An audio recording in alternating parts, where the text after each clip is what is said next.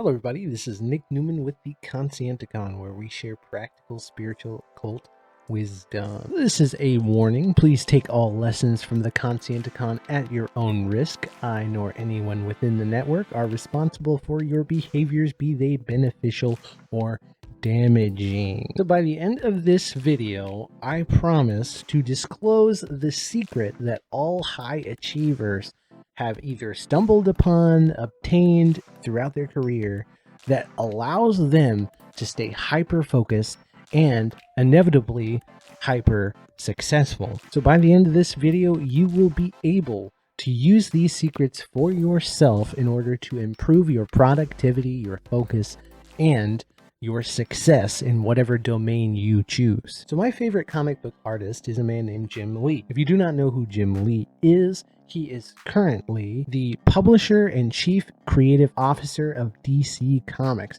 And he wasn't always the chief, okay? He was, once upon a time, he was a dork, okay? He was born to an immigrant family who wanted him to become doctors like they were. However, Jim Lee had no real inclination to learn medicine or to be a doctor or to do anything like that. He wanted more than anything in the world to be a comic book artist. Now, after collecting several comic books as a child and learning to read, learning English by reading these comics and whatnot, which was the main reason his parents gave him comic books in the first place, is so he could use it to learn English. He inevitably wanted to become a comic book artist. Now, initially, there was quite a bit of resistance from his family. They didn't think this was going to be a lucrative career for him at all. However, he believed more than anything that he was going to make it happen. But what he did was he locked himself up in his room and essentially drew as much as he could. He took copies of Bridgman anatomy books, which I like to study under as well. Bridgman art is absolutely profoundly beautiful. And he used Bridgman studies over and over and over again, copying things, copying comics he had, copying art within Bridgman's teachings, and eventually got to the point where, by my opinion, he is the greatest comic book artist of all time. Now, a lot of people will dispute that, but this is my opinion, okay? Point of the story is he practiced every single day. He did not miss a day. And as far as I know, to this day, this man draws every single day. And this gives us our first tip to understand about high achievers and their mindset. So before we go over some practical tips that you can use in your life to become a high achiever yourself, I would like to thank the patrons for supporting the Conscienticon. I appreciate you guys so very deeply. And if you would like to become a patron yourself, the first $103 tier patrons will get a video produced by me on any topic that they wish for me to discuss openly, and I will post it permanently on the Conscienticon. I will never delete that video, and it'll be placed under your name for your patronage. On top of that, if you become a patron, you get access to my free PDF of my weight loss book called As Within, So Without, The Sage's Guide to Weight Loss. I lost a substantial amount of weight, and I basically teach my tricks that I used within that book. Now, that book is $25 on Amazon, but it's essentially $3 if you become a patron, and I update that sucker anytime I learn new information. And if you'd like to help the Conscienticon any other way, just hit the subscribe button and hit the like button. So the first point to understand is that high achievers don't get addicted to the conquest and the rewards of conquest. They get addicted to the process itself.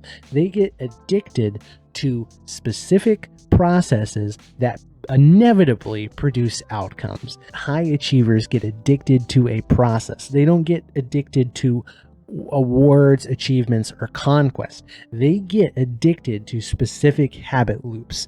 So in the case of Jim Lee, he actually taught himself to be addicted to drawing.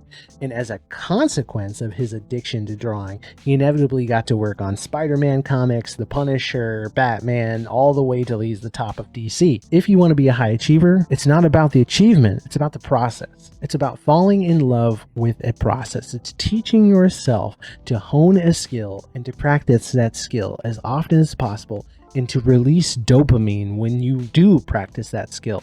It means by just getting there in general, you have succeeded. In the case of Jim Lee, every time he drew every day, he told himself, I am succeeding, I am winning. And to this day, that is why he draws. Dopamine is released when he draws. He gets those hits, and eventually he produces artwork that's just phenomenal. And then ever so often, that's a random reward. So maybe not every piece of art he creates is wonderful, but ever so often he gets one that's just absolutely masterful. And that is enough to release dopamine in his system and basically reinforce the circuit in his brain. So he's addicted to drawing. All great masters get addicted to the process. They don't get addicted to winning. They don't get addicted to producing huge chunks of content. They get addicted to whatever it is, the primary thing or behavior set that is required for mastery in their domain, whatever skill that may be. The second thing to do is to select a craft and to break that craft down into its components. Easily obtained goals and components. You want your craft to be broken down in a way so you can say, I succeeded or I did not. As simple as that. Find those goals and create routines out of them. So in the case of becoming a comic book artist, what you would do is say, okay, I want to be a comic book artist. I want to produce my own comic books, but what's the requirement? What kind of goals do I need to be able to produce a comic book? Well, it would help if I actually wrote or produced a page every day, right? So you break down things into concrete, doable, objective item. First point of victory that will release dopamine within your system is simply setting down or showing up to whatever it is you've decided to do. Just showing up. Reward yourself mentally when you show up for yourself. This has been particularly useful in my new habit of going to the gym. I don't think about what I'm going to do at the gym, the treadmill or the lifting of weights or whatnot, or the pain of it. What I think of is all I got to do is show up there. In fact, I have shown up to the gym without clothes or tennis shoes or whatever. I've just shown up to keep the habit alive. And I've felt good every time I've done it. And when I do get to the gym, I inevitably work out. I inevitably try. So it happens on its own. And this is because dopamine cascades into itself.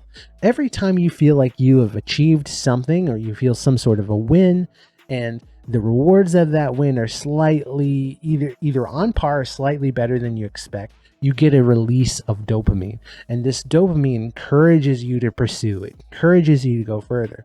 So if I can just say, all I have to do is get to the gym, I don't think about working out. I just get to the gym. I will inevitably work out when I'm at the gym because I will feel like I've accomplished something just by showing up. So you need, my friends, show up for yourself. Make yourself a priority. And you will find that just putting your shoes on, just sitting at your desk, whatever it is you have to do to be a master at your craft, just show up for it. You don't even have to promise yourself to produce. You just have to show up. And it is enough to produce dopamine in your brain that will encourage you to push forward. And if you rack up enough victories in anything, eventually that thing will become a habit, and the reward circuits of your brain will fire in such a way to keep you in a habitual cycle. And what we want to do is program habitual cycles within us that help us accomplish long-term goals. And the final thing that high achievers understand that most people don't is that concrete ideas get acted upon and abstract ideas don't get acted upon. Another way to say it is concrete ideas belong to the now and abstract ideas belong to the future. So a great example of this is maybe you're going to school and you have to write a research paper. If you want to find out whether someone's going to procrastinate on their paper or not, you ask them what they're planning on doing. And if they say, you know what, my plan is to sit down and write a page today, or to figure out what my topic is today, I'm going to sit down and do that. You can be pretty sure that that person's going to execute because that's a concrete thing. The brain hates failure. So when you create something concrete, it really creates this internal resistance in you. Now, if somebody says an abstract answer like, oh, I'm going to write tonight. that can easily be pushed off into the future. It's too vague. How much writing? How long? What's the content about? That person who responds that way is going to procrastinate. And so that's one thing to understand. And this goes back to us chunking our process into concrete steps, saying, what is it that I need to do every day on repeat, or every other day, or every other day, whatever you want to do? What is it that I've got to do with consistency that's going to allow me to achieve my dreams? Okay, because this isn't a joke. This is about your dreams, okay? And if you do not make your goals concrete, every goal you have belongs to the future, and that future will never come. Make things concrete. This is Nick Newman with the Conscient Con. I thank you all so very deeply. Please comment, like, and subscribe, and I will see you all in the next one.